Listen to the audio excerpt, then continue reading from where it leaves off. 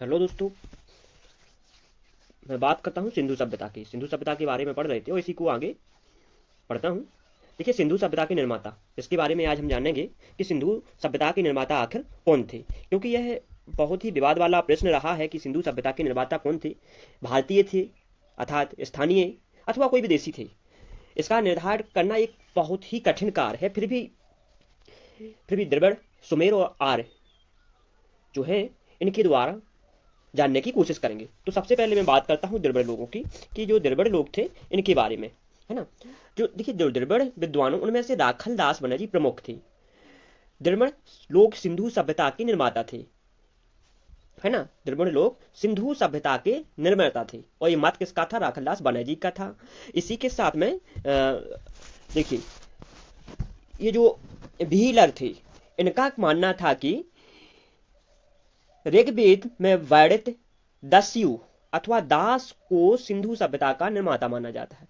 उनका मानना है कि आर्यों ने ही इन्हीं दस्युओं से युद्ध किया और उन्हें पराजित कर वे भारत के में आगे बढ़े और यहाँ बस गए। वेदों में भी आर्यों तथा असुरों के युद्धों का वर्णन मिलता है। इससे स्पष्ट होता है कि असुर अर्थात द्रविड़ ही सिंधु सभ्यता के निर्माता थे। इसके बारे में यदि सिंधु सभ्यता के उस निर्माता के बारे में जानते हैं तो सेकंड नंबर आता है जो, वो है सुमेर लोग। भाई ये कौन थे, है ना, इन्हें क्या कहा, इनके बारे में देखिए। जो कुछ विद्वान सिंधु सभ्यता को सुमेर सभ्यता से संबंधित मानते हैं, क्योंकि सिंधु सभ्यता के अनेक उपकरण व सामग्री उनसे मिलती जुलती है, जैसे तांबे व कांसे के पात्र, पकाई हुई ईंटें, चित्रलिपि आदि। इसमें विद्वान, जो इतिहास विद्वान थे, गार्डन चाइल्ड, उनका उनका मान गार्डन चाइल्ड जो थे, उनका मानना था कि सिंधु सभ्यता के निर्माता सुमेरियन थे, परंतु उन्हें इसके लिए अकाट और विश्वसनीय प्रमाण उपलब्ध नहीं है। मतलब उन पे अभी भी विश्वास करने वाले जो प्रमाण होते हैं, जिन पर विश्वास किया जाए, वो अभी नहीं मिले थे, है ना। इसके बाद में बात करता हूं मैं आर्य लोगों की। देखिए, जो आर्य लोग थे उनका क्या मानना था, आर्यों का क्या मानना था, इसके बारे में जानिए। आर्यों में भी देखिए एक दो लोग हुए थे जिनका नाम था लक्ष्मण स्वरूप कुशालकर एवं रामचंदन। इनका मत है कि सिंधु सभ्यता आर्यों की ही सभ्यता थी, अर्थात आर्य ही इस सभ्यता के निर्माता थे। लेकिन आर्यों को सिंधु सभ्यता का निर्माता स्वीकार नहीं किया जा सकता, क्योंकि आर्यों की सभ्यता और सिंधु सभ्यता में कुछ अंतर हैं। जैसे आपको मैं अंतर बताता हूं कि क्या अंतर है। जैसे आर्य सभ्यता ग्रामीण और कृषि प्रधान थी, किंतु सिंधु सभ्यता नगरीय और व्यापार प्रधान थी। दूसरा, आर्य युद्ध प्रिय थे। आर्य लोग जो थे वो क्या थे? युद्ध प्रिय थे। आर्य युद्ध प्रिय थे। वे ढाल, कवच आदि का उपयोग करते थे। सिंधु सभ्यता के लोग शांति प्रिय थे और उनके पास युद्ध करने के आयुधों का अभाव था। आय गाय की पूजा करते थे, जबकि सिंधु सभ्यता में बैल अधिक सम्मानीय था। आर्य सभ्यता के लोग तांबा, सीसा, कांसा, सोना, चांदी, लोहा आदि धातुओं का उपयोग करते थे, जबकि सिंधु सभ्यता के लोग पत्थर, लकड़ी, तांबा और कांसे का ही विशेष उपयोग करते थे। इसके बाद में भाई अपन इनके जो सामाजिक जीवन है, सोशल लाइफ, उसके बारे में अपन जानेंगे, है ना। इसके बारे में कि इनकी सामाजिक क्या थी, व्यवस्था क्या थी। देखिए, इनका सामाजिक जीवन के विषय में एक बहुत ही दुष्कर कार्य। फिर भी उत्खनन से प्राप्त सामग्री से सिंधु सभ्यता के लोग सामाजिक स्थिति, विशेषकर तत्कालीन खान पान, वेशभूषा, आभूषण के बारे में महत्वपूर्ण जानकारी प्राप्त होती है ना। इसमें अपन को जो उनका सामाजिक संगठन था उसके बारे में पढ़ते हैं। सामाजिक संगठन, सिंधु सभ्यता का समाज जातियों में विभाजित नहीं था। संभवतः उसका समाज विभिन्न वर्गों में विभाजित था। मुख्यतः उनमें 4 श्रेणियां थी। प्रथम, बुद्धिजीवी वर्ग, जिसमें पुरोहित, चिकित्सक और ज्योतिषी आदि सम्मिलित थे। द्वितीय में योद्धा वर्ग, जो सैनिक वर्ग था। तृतीय में व्यापारी, शिल्पियों, कलाकारों आदि का वर्ग था। जो चतुर्थ वर्ग था वो श्रमिकों वर्ग था, जिसमें किसान, मजदूर, मछली पकड़ने वाले, गृह सेवक आदि को सम्मिलित किया गया था। इसके बारे में भोजन, इसका सामाजिक जीवन में भोजन पर बात करते हैं कि भोजन, सिंधु सभ्यता के निवासियों का मुख्य भोजन गेहूं था। गेहूं के अलावा जौ, दूध, फल और मछली का मांस। गेहूं और जौ पीसने के लिए चक्कियां नहीं थीं, बल्कि उन्हें ओखलियों में कूटकर उनका आटा बनाया जाता था। यहाँ के लोग मुर्गों, सुअर, घड़ियाल और कछुओं आदि के मांस का उपयोग करते थे। इसके अतिरिक्त वे सब्जियों का भी प्रयोग करते थे। इनकी वेशभूषा क्या थी? सिंधु सभ्यता के लोगों की वेशभूषा क्या थी? इनकी जो वेशभूषा थी, सिंधु सभ्यता के अंतर्गत उत्खनन से प्राप्त मूर्तियों के तत्कालीन लोगों की वेशभूषा के बारे में जानकारी मिलती है। सिंधु सभ्यता के स्त्री और पुरुषों की वेशभूषा प्रायः समान थी। कमर के नीचे धोती और धोती के ऊपर बाएं कंधे से दाएं कंधे के नीचे दबने वाला शॉल इनके मुख्य वस्त्र थे। यह सिले हुए होते थे या नहीं यह स्पष्ट नहीं है। उत्खनन से प्राप्त सुइयों से संकेत मिलता है कि यहाँ के निवासी सिलाई करना जानते थे।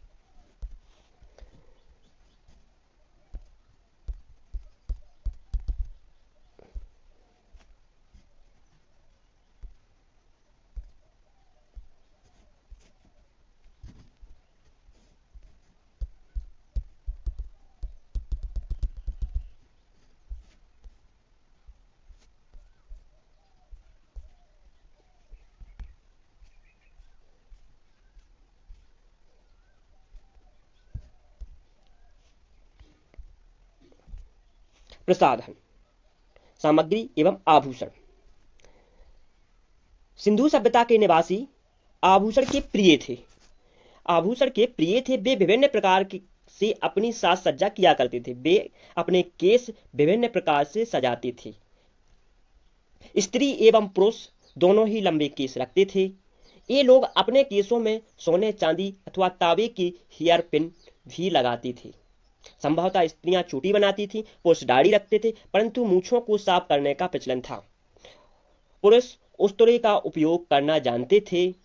स्त्रियां भी सौंदर्य प्रसाधनों से पूर्णतः अवगत थीं। चेहरे को सुंदर बनाने के लिए उन्हें काजल, लिपस्टिक तथा विभिन्न रंगों के पाउडर आदि का उपयोग करना आता था। इसके बाद में आमोद प्रमोद के साधन, मतलब उनके भाई मनोरंजन। इसका मतलब ये होता है कि जो सिंधु सभ्यता के लोग थे उनके मनोरंजन का क्या साधन था। आमोद प्रमोद यानी मनोरंजन का साधन। सिंधु सभ्यता के विभिन्न स्थलों की खुदाई से पता चला है कि लोग खेल तथा मनोविनोद की अनेक वस्तुएं प्राप्त हुई हैं। उनके मनोरंजन के विभिन्न साधन थे। प्रमुख उनमें थे चौपड़, खेल गेंद। इसके अतिरिक्त नाचना, गाना बजाना, शिकार करना, सांडों के युद्ध व मुर्गों की लड़ाई देखना भी उनके मनोरंजन के साधन थे। इसके बाद सिंधु सभ्यता के लोगों की गृहस्थी के उपकरण। सिंधु सभ्यता के लोगों की जो गृहस्थी के उपकरण थे उनमें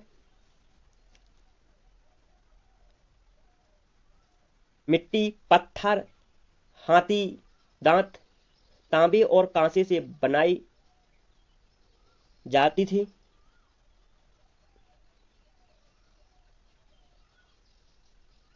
कटोरे, घड़े, सुहारी, फूलदान, अन्य विभिन्न प्रकार के बर्तन, लकड़ी की कुर्सियां, मेज, चारपाई, हाथी दांत की सुई और कंघे, कुल्हाड़ी, चाकू, मछली का कांटा आदि प्रमुख थे। इसके बाद में इनका देखना है अपन के लिए कि भाई औषधियां देखना है कि ये लोग औषधियों का भी उपयोग करना जानते थे। उत्खनन से प्राप्त हुआ है कि ये मानवीय चिकित्सा का इनको ज्ञान था। ये शिलाजीत का उपयोग करना जानते थे। कुछ पशुओं की हड्डियों तथा वृक्षों के पत्तों व छालों को औषधि के रूप में प्रयोग करना उन्हें आता था। इस तथ्य से ज्ञात होता है कि भारतीयों का आयुर्वेद का चिकित्सा ज्ञान सिंधु सभ्यता के काल से ही प्रारंभ होता है। सिंधु सभ्यता के लोगों का जो धार्मिक जीवन है उस पर नजर डालेंगे। एक सिंधु सभ्यता, मातृ देवी की पूजा। सिंधु सभ्यता के लोग की प्रधान देवी मातृ देवी होती थी, जिनकी अनेक मूर्तियां खुदाई से प्राप्त हुई हैं। मातृ देवी की कुछ मूर्तियों में उन्हें आभूषण युक्त तथा कुछ आभूषण विहीन दिखाया गया है। मातृ देवी की मूर्तियां धुएं से रंगी हुई मिली हैं। अर्नेस्ट मेके का विचार है कि पूजा के समय इन मूर्तियों के सामने धूप जलाई जाती थी।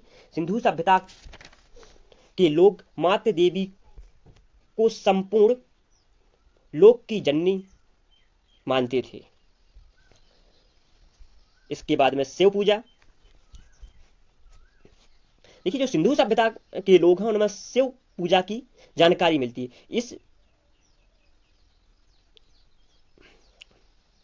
हड़प्पा की खुदाई में एक ऐसी मूर्ति प्राप्त हुई है जिससे पता लगाया जाता है कि सिंधु सभ्यता के लोग शिव के भक्त थे। इस मूर्ति में एक पुरुष देवता को एक उच्च सिंहासन पर योगासन की मुद्रा में बैठा हुआ दिखाया गया है, जिनके 3 मुख व 3 नेत्र हैं। उनके सिर पर सींगों वाला मुकुट जो त्रिशूल की शक्ल का है।